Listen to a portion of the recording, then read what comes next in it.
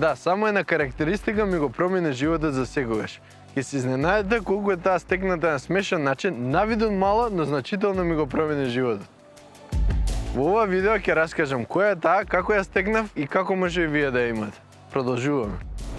Патувајќи Буда посетил едно село со река и песочен брег.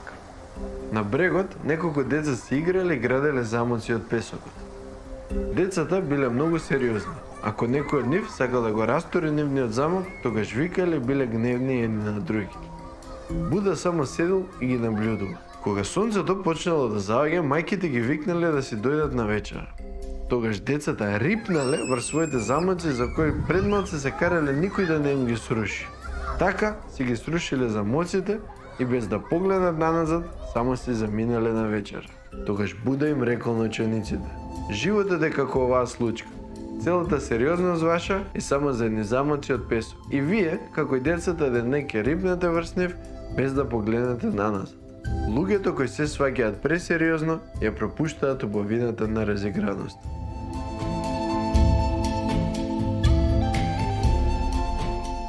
После настаните од минатото видео отидов во Бугарија со еден другар. Истиот тој другар претходно 8 месеци неуморно, интензивно секој ден ги молеше неговите да му купат Xbox. На крај му купија, играше неколку недели и отидовме во Бугарија. Да не се лажеме и да не вртиме. Како 17 годишњаци преполни со хормони и со многу приказни од постарите, отидовме во Бугарија со една цел. И таа цел веројатно сите ја претпоставувате. Реалноста беше многу поинаква и се што ни остана е само приказните што ни ги раскажувале постарите. Со тоа ни се скрши целиот филм и ни падна многу криво и многу тешко. Но тоа не е се. Не знам зошто, ама другарот имаше некоја идеја дека има бесплатен интернет во Роамен, кој ние нормално не пропуштавме прилика да го користиме секој можен момент. Ке претпоставите дека интернет немаше без пари и таа грешка доста не кошташе. Тоа кошташе 48.000. Доби порека од татко му дека за казна ќе му го продаде Xbox-от за да може да ја плати сметката. Така двајцата седевме во нашата соба и почнавме да очејуваме. Очекувавме дека тинеџерските сонови ќе ни се остварат, а седеме сами, суфлари, со сметка од 48.000. Седејќи во таа состојба на очи, не фати некоја блага депресија. Веројатно познато ви е тоа чувство. Ништо не ни одеше од рака, не ни беше убаво, можевме да одиме на плажа, ама ни до тоа не ни беше. Сред бел ден, во Бугарија, на море, ние седиме во соба и се депремираме. Како што седевме така депремирани тинеџери, се случи нешто што ми е тешко да си го објаснам до ден денес. А тоа е дека одеднаш почнавме да се смееме, без некоја посебна причина, едноставно од нигде никаде. Се смеевме што сме суфлари, се смеевме што до Бугарија сме отишле, тогаш дури се разболев, се смеевме што сум болен. Се смеевме на секоја ситуација во која се најдовме во тој момент. Иако бевме многу разочарани и депремирани. Ама едноставно се смеевме за таа ситуација. Би сакал повеќе да ви го доловам моментот како сето тоа се случи, но искрено и сам не знам. Беше некој спонтан момент кај што од денес почнавме да се смееме. Може би звучи обично и реално и не е кузна каква приказна. Но карактеристиката што ја стекнав во тој момент ми го промени животот за секогаш. А тоа е да се смеам на тешкото и да не ги сваќам толку сериозно работите. Од тогаш натаму во животот, кога и да ми се деси некоја посериозна случка, ако надворешната ситуација го дозволува, секогаш првата реакција ми е смеење. Не за тоа што ја негирам ситуацијата или пак сакам да си олеснам, затоа имам посебно видео. Туку смешно ми е како баш тој ден, баш мене од сите можни космички варијанти, баш мене ми се десила таа ситуација. Секогаш ми делувало како некој космички пренк. Суштината на таа карактеристика подоцна дознав дека во Индија си има свое име и се нарекува Лила. Многу ми се допадна и ми овозможи да си ја разлабочам таа моја карактеристика. Лила, или во превод игра, сумирано би рекол дека значи што и да правиш, да го правиш и сваќаш како игра. Да играш за забава и уживање, а не за да добиеш нешто. Ова важи за се. Од буквално играње видеоигри до сериозни настани кои не значат живот или смрт, а може да оди длабоко се до играта на атомите и вселенските тела. Нешто слично објаснува и Алан Ватс. Животот не е патување кон нешто, туку е игра. Го представува тоа преку еден пример од музиката. Вели: Кога сме на концерт, не е поентата во последната нота. Ако е така, најдобрите композитори ќе беа оние кои се најбрзи. Ќе отидевме на нивни концерт, ќе отсвираа последната нота, ќе аплодиравме и ќе си отидевме дома. Исто е со нашите животи. Тие не се трка кон нешто, веќе суштински може само кон едно место да се брзаме. Некој може ова да го протолкува како неработење, несериозност или неактивност, но не се работи за тоа. Ти можеш 100% да бидеш актив и ангажиран, седека кога ќе заврши таа активност, ти не ја носиш дома и оставаш таму каде што бил. Да им кажеш на луѓе во Македонија да не го сваќаат животот пресериозно, е некако шега само по себе си.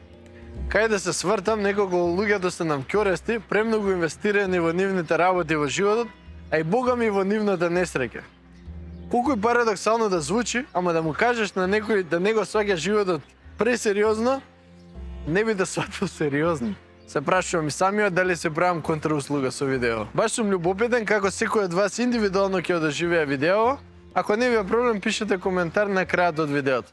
Продолжуваме.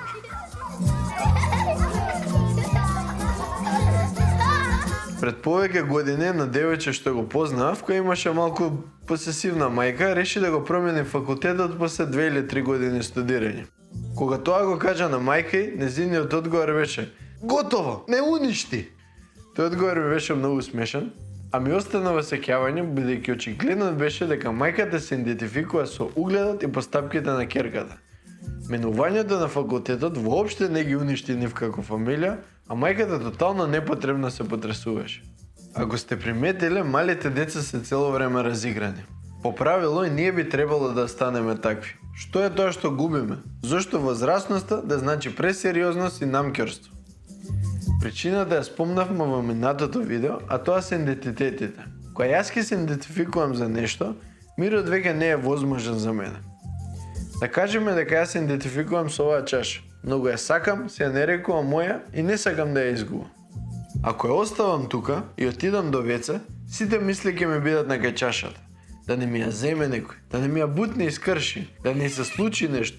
Нема да има мир ниту кога ќе спијам. Стравот ќе владее, а каде што има страв, како е возможно да има разиграност?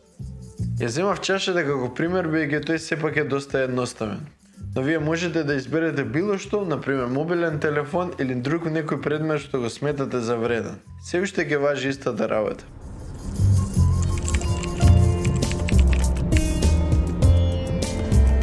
Оно што мене ми има донесено многу мир во животот е разбирањето дека работите се менуваат. Нема многу години, ниту бела брада, но со ова искуство на животот сум сватил дека работите се менуваат. И ништо не можеш да задржиш. Партнери, не можеш со сила да ги држиш, ако ми убаво, ќе бидат со тебе. Пријатели исто така. Верувам до сега сте доживеале барем делумна промена на пријателите. Пари, тоа е толку флуидна работа. Колку пари да имаш, пак веројатно во наредните неколку часа ќе мораш барем дел да потрошиш. Тие цело време си одат и си доаѓаат. И на крајот, фундаменталната состојка на животот. Самиот живот. Буквално секоја секунда пополека умираме. Секоја секунда ни тече времето. И не можеме ништо да направиме околу тоа. За другиве работи може да сме во илузија дека ги држиме. За времето не можеме. Тогаш, кој е потребата ако се менува, јас да пробувам нешто да задржам? Ова ми има донесено до состојба на наблюдувач на мојот живот, како гледач во кино. Што и да се појави на платното, некогаш е хорор, некогаш е комедија, но пробувам да го уживам до максимум. Можеби за некого ова звучи како депремуавет, но многу ослободува. Кога човек ова ќе го увиди, станува многу помоќен. Зошто? Затоа што се ослободува огромна енергија што претходно е заглавена во контролирање на работи што не може да се контролираат. Тоа е преубаво чувство.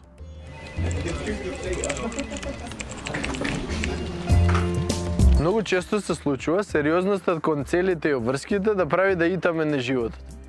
Тука се поставува прашањето: каде е моментот кога ќе си кажеме еве стигнав, таму сум каде што сакам да бидам?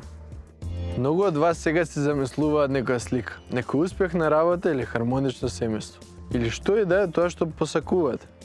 Но верувајте, дури и кога тој момент би дошол, секогаш ќе има нешто што тогаш ќе ни создава немир или нема да ни се допаѓа. Или тоа, или пак некоја нова цел ќе се појави и ќе итаме по нешто друго. Целите не се проблем, трудот и копнежот спрема нешто не се проблем. Проблем е ако не сме свесни дека тоа е игра. Ако премногу се идентификуваме со нашата улога, тоа ќе патиме непотребно. Како мали, кога игравме фудбал и некој премногу ќе се сериозеше и се бичеше, му викавме, па не играш за златни гаки. Може би нестекот на животот, влоговите во игрите не си имаат зголемено. Но се уште важи правилото дека не играме за златни гаки. Ништо не е толку многу сериозно. И сосема ќе да се вложиме максимум во што и да правиме. Се додека штом излеземе од теренот и го ставиме кој да е дрес што сме го носеле, сепак знаеме дека сме играли игра и ние не сме играчи 24/7.